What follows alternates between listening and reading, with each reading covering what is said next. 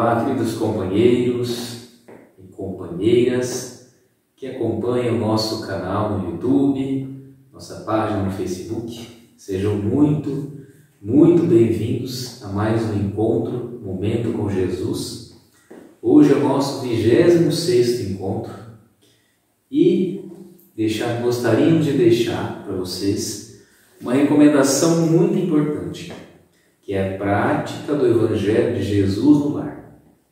Você pode praticar o Evangelho lendo o livro Evangelho segundo o Espiritismo, acompanhado daquelas coleções que nós já recomendamos no vídeo passado, que é de Emmanuel, coleção Fonte Viva, o livro Pão Nosso, Caminho, Verdade e Vida, tá bom?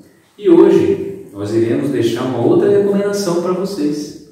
Você que deseja conhecer o mundo espiritual, saber como ele é, toda a sua organização e principalmente saber o que acontece com o nosso espírito pós a vida espiritual, nós recomendamos a coleção A Vida no Mundo Espiritual de André Luiz. Ela é composta por 13 volumes. Nosso Lar, que é esse livro que eu estou recomendando nesse momento, é o primeiro. E existem mais 13. Dentre eles, Os Mensageiros, Missionários da Luz, Obreiros da Vida Eterna, No Mundo Maior, Libertação, Entre a Terra e os Céus, Nos Domínios da Mediunidade, Ação e Reação, Evolução em Dois Mundos, Mecanismo da Mediunidade, Sexo e Destino e A Vida Continua. Então, o que André Luiz faz nessa coleção? Ele explica detalhadamente, com muitas coisas vivas, como é o mundo espiritual. Tá bom? Então, podemos começar nosso encontro de hoje. Hoje, Neo Lúcio nos explica que Jesus vem nos falar sobre o valor do serviço. Como é importante nós darmos valor à mão na massa. Mais ou menos isso que ele quer dizer desse Evangelho de hoje. E hoje é o nosso 26º encontro. Felipe, velho pescador de Carfanaum, envelado com as explanações de Jesus sobre um texto de Isaías, passou a comentar a diferença entre os justos e os injustos, de maneira a destacar o valor da santidade da terra. O Mestre Jesus ouviu calmamente e, talvez para prevenir os excessos de opinião, narrou com bondade. Certo fariseu, de vida irrepreensível, ou seja, de vida sem falhas, considerado perfeito diante dos olhos das pessoas, atingiu a posição de imenso respeito público. Então, antes de nós dar continuidade, vamos ler um pouco a respeito de quem eram os fariseus daquela época, o que eles representavam na sociedade. Então, eles eram os doutores da lei. Eles faziam parte de uma seita que estudava a teologia e debatia a teologia na época de Jesus. Mas eles tinham uma característica muito diferenciada, segundo Kardec nos explica no Livro dos Espíritos. Eles eram muito orgulhosos e egoístas e usavam da posição que eles tinham para a ostentação. Foi aí que eles também se tornaram inimigos do Cristo e se juntaram aos sacerdotes para poder aniquilar Jesus. É mais ou menos esse é o perfil do fariseu. Então vamos continuar. Passava dias inteiros no templo, entre orações e jejuns. Conhecia a lei como ninguém. Então esses eram os fariseus. Eles passavam dias no templo e praticavam a lei como ninguém. Desde Moisés aos profetas, decorara os mais importantes textos da revelação. Se passavam na rua, Era grande a estima que se fizera credor, que as próprias crianças se curvavam reverentes. Consagrada-se ao Santo dos Santos e fazia vida perfeita entre os pecadores da época, alimentava-se frugalmente, vestia túnicas sem manchas e obstinava-se de falar com toda pessoa considerada impura. Então Jesus está retratando um fariseu que era muito estudioso, que não saía dos templos religiosos, que vestia-se muito bem, mas que se afastava das pessoas humildes. Isso aí é uma coisa que ele alencou muito e considerava-os impuros. Vamos continuar. Acontece, todavia, que havia grande peste em cidade próxima de Jerusalém. Um anjo do Senhor desceu, prestimoso, a socorrer necessitados e doentes em nome da divina providência. Necessitava, porém, das mãos diligentes de um homem, por meio dos quais pudesse trabalhar, apressado em benefício de enfermos e sofredores. Lembrou-se de recorrer ao santo fariseu, conhecido na corte celeste por seus reiterados votos de perfeição espiritual. Mas o devoto se achava tão profundamente mergulhado em suas contemplações de pureza que não lhe sobrava o mínimo espaço interior para entender qualquer pensamento de socorro às vítimas da epidemia. Então, o emissário do Cristo, o emissário de Deus, percebeu que uma cidade próxima a Jerusalém estavam passando por dificuldades. Então ele buscou alguém para auxiliá-lo. Foi atrás do fariseu. Mas o fariseu estava muito mais preocupado em adorar a Deus e não a socorrer o seu próximo. E passou a bola adiante. Mais ou menos assim. Vamos continuar. Como cooperar com o emissário divino nesse setor? Se evitava o menor contato com o mundo vulgar, classificando-o em sua mente como válida a imundície. Então Jesus ele explica para nós como é que o fariseu ele ia sair da sua toca, entre aspas, que é o do seu mundo, para entrar em contato com o pobre, o oprimido, o enfermo, se ele considerava esses seres pessoas impuras. Como ele ia fazer isso? Essa é a pergunta. Então, qual é a resposta? Não iria fazer. Vamos lá. O anjo insistia no chamamento. Contudo, a peste era exigente e não admitia delongas. O mensageiro afastou-se e recorreu a outras pessoas amantes da lei. Nenhuma, entretanto, se julgava habilitada a contribuir. Ninguém desejava arriscar-se.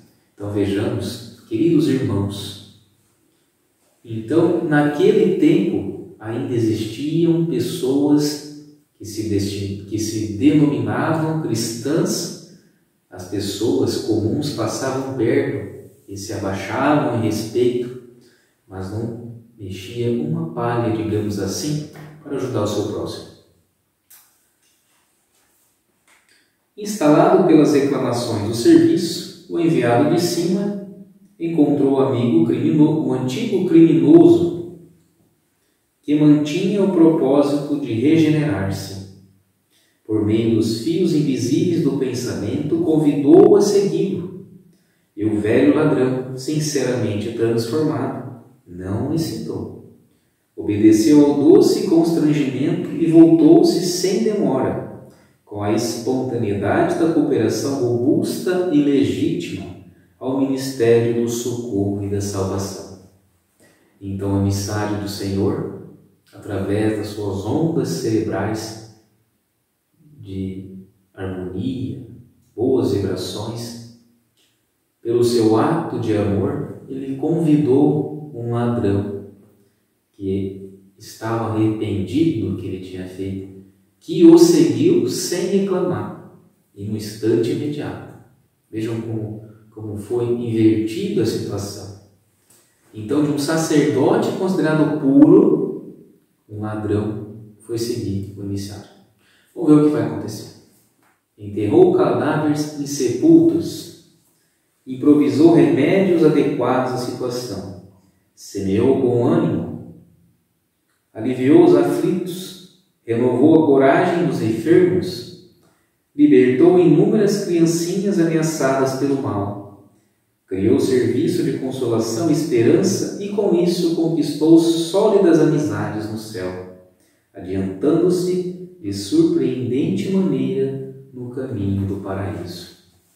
Vamos entender um pouco mais o que Jesus quis dizer nesse parágrafo, em que o nosso querido ladrão, ele se adiantou e foi a caminho do paraíso. Fez muitas amizades no céu e caminhou mais rápido em direção ao paraíso. O que o ladrão fez? Primeiramente, ele se arrependeu e seguiu um missionário de Deus. Segundo, ele renunciou-se a si mesmo e encarou todos os desafios necessários para ajudar aqueles irmãos que estavam precisando. E, depois disso, ele fez amizade com os espíritos superiores e todas aquelas pessoas que eram boas, que estavam em volta deles, também ajudando os enfermos. E o que ele fez no final, que Jesus disse? Ele encurtou o seu caminho para o paraíso. Como? Purificando o seu coração com as bem-aventuranças do Pai. E a primeira delas é a renúncia em favor do nosso próximo. É amar o nosso próximo como nós mesmos. Assim nós iremos encurtar o nosso caminho. Jesus já nos deu uma grande dica. Vamos continuar. Os presentes registraram uma pequena história, entre a admiração e o desapontamento, e porque ninguém interferisse, o Senhor comentou em seguida a longo intervalo. A virtude é sempre grande e venerável, mas não há de cristalizar-se à maneira de joia rara sem proveito.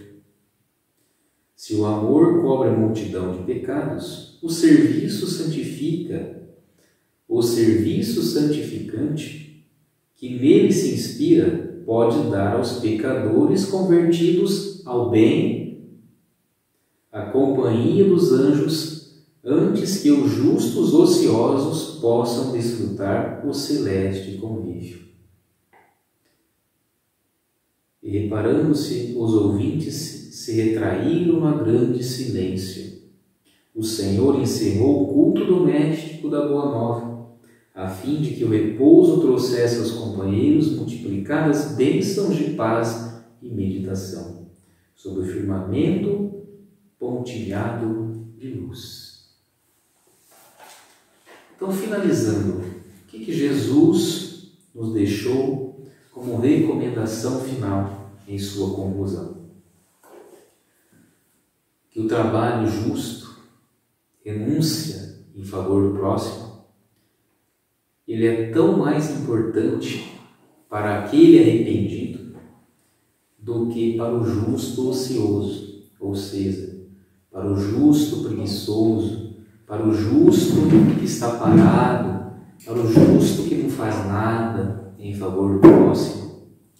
Então é importante nós sermos justos e bons, mas é muito importante também nós podermos sair da nossa zona de conforto e quando passarmos diante de um companheiro que está pedindo uma esmola na rua, que está sentado nas ruas ou deitado, que possamos estender a nossa mão para eles e perguntar: o que você precisa? O que você necessita? Então é sairmos da nossa zona de conforto e irmos em busca da prática do bem. Então esse é o nosso ensinamento de hoje, que Jesus nos traz. Chegamos ao fim de mais um momento com Jesus. Se você gostou desse vídeo, compartilhe com um amigo, com uma amiga, e vamos, queridos companheiros, levar a boa nova aos corações, para que possamos viver em um Brasil e um mundo de mais paz e menos guerras. Um forte abraço e até a próxima.